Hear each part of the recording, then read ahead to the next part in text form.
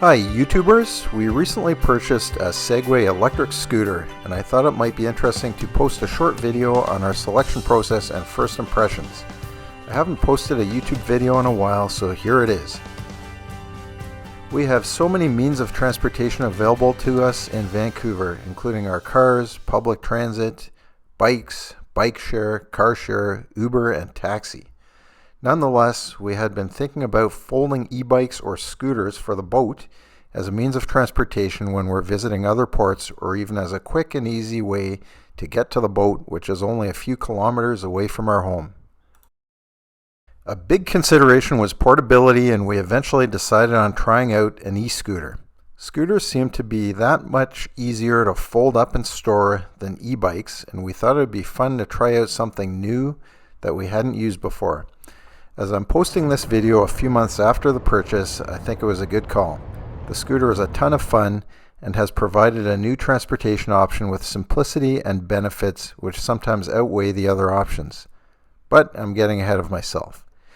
We noticed that the Segway Ninebot G30P Max seems to be one of the more common scooters we see in our area, popular with a lot of commuters and couriers. A little bit of research confirmed that the Segway is a good brand, and the G30P Max is considered the ubiquitous middle-of-the-road e-scooter that other models are often measured against. The G30P Max is a bit on the heavy side, but seems very sturdy with amazing range. Segway also has a newer model, the Ninebot F40, which is slightly lighter and therefore also worth consideration. We had the opportunity to try out both and weigh the pros and cons. Both scooters have similar sizes, features, and appearance. Both have fold-down handlebars, pneumatic tires, electronic displays, front and rear lights, 3 operating modes, Eco, Normal, and Sport.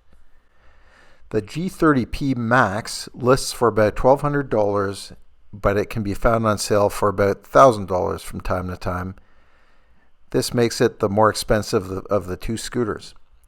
Advertised range is 65 kilometers, which we figure would give a real-world range of 30 to 40 kilometers, which is still amazing and more than what we'd likely need. The G30P Max is rear-wheel drive with a front drum brake and rear regenerative brake. Power is 350 watts and it's rated for 20% slopes and 220 pound capacity. Top speed is 30 kilometers per hour.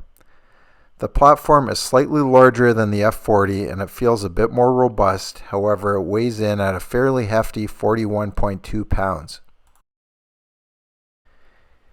In comparison, the F40 has a list price of about $1,000, yet it can be found on sale for about $900, a small savings over the G30P Max. The range is only 40 kilometers, so perhaps a real-world range of 25 to 30 kilometers, significantly less than the G30P, but still adequate for our requirements. The F40 has a front-wheel drive setup with front regenerative braking and a disc brake on the rear wheel. Different from the G30P, and both scooters feel a bit different as a result. I think rear-wheel drive might be a bit better going uphill, but the difference is probably not significant. The F40 has the same power as the G30P, 350 watts. And is also rated for 20% slopes, although somehow the G30P seemed a bit zippier and more capable on the hills. Not sure if that's just my imagination. The two are very similar. Interestingly, the F40 is rated for 240 pound capacity, which is more than the G30P. This is a bit counterintuitive given the lighter construction.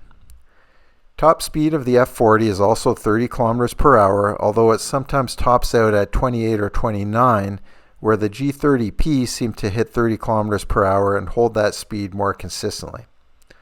Although the F40 seems a bit less robust, it's also lighter at 34.8 pounds and has a slightly more refined design than the G30P. The folding mechanism is a bit simpler, and unlike the G30P, it comes with a spare tire, which is a nice touch. After test riding the two units and considering the pros and cons of each, we eventually settled on the F40.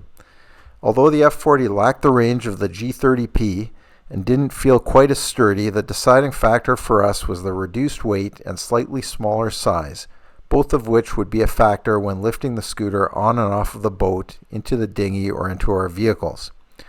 The 6.5 pound weight difference doesn't sound like a lot, but in fact we found it was significantly easier to lift up. Now, with the decision made, the next step was to find a storage solution for the boat.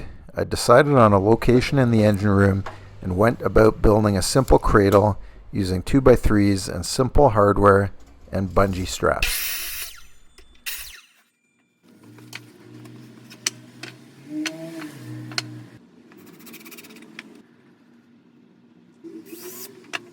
Okay, not my best work, but doesn't need to be beautiful. Let's see how it works. Over the bulwark.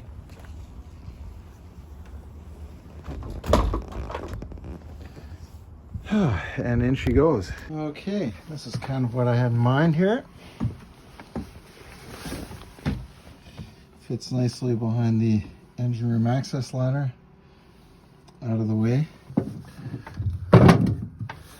There's that guy.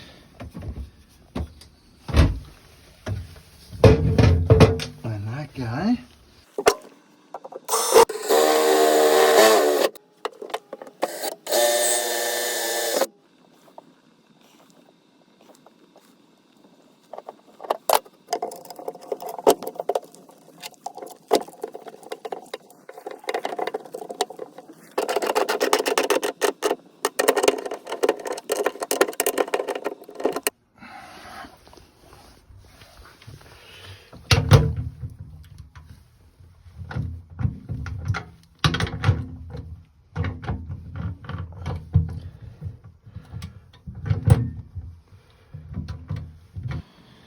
All right, well, there she is. I think it works. There's the cradle in the back, cradle in the front.